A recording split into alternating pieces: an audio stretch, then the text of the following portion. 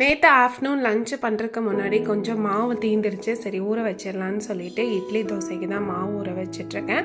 ஊற வச்ச உடனே நம்ம போன விலாகில் ஷேர் பண்ணியிருந்தேன் இல்லையா, சீத்தாப்பழம் ஊர்லேருந்து எடுத்துகிட்டு வந்தால் அரிசி டப்பாக்குள்ளே போட்டு பழுக்க வச்சேன்னா அதுவும் பழுத்துருச்சு.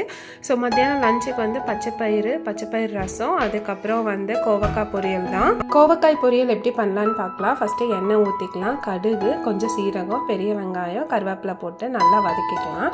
நான் ரவுண்டாக கட் பண்ணி ஆட் பண்ணியிருக்கேன். அதையும் போட்டு எண்ணெயிலேயே நல்லா வதக்கிக்கலாம். மீடியம் ஹீட்டில் வச்சு நல்லா வதக்குங்க. கொஞ்சமாக லைட்டாக உப்பு ஆட் பண்ணி நல்லா வதக்கிக்கலாம்.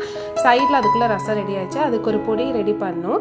1 டேபிள் ஸ்பூன் உளுந்து, 2 டேபிள் ஸ்பூன் கடலைப்பருப்பு, 1/2 டேபிள் ஸ்பூன் சீரகம், ஒரு கொத்தமல்லி, 1/2 டேபிள் ஸ்பூன் பெப்பரு, கொஞ்சம் ஒரு வரவத்தல் ஆட் பண்ணி நல்லா வதக்கிட்டு சீஜாரில் போட்டு கொரகொரப்பாக அரைச்சி எடுத்துக்கலாம். அந்த பொடியை ஃபைனலாக ஆட் பண்ணி இறக்குனீங்கன்னா அட்டகாசமாக இருக்கும். ரச சாதத்தோட அல்டிமேட்டாக இருக்கும். ட்ரை பண்ணி பாருங்கள்.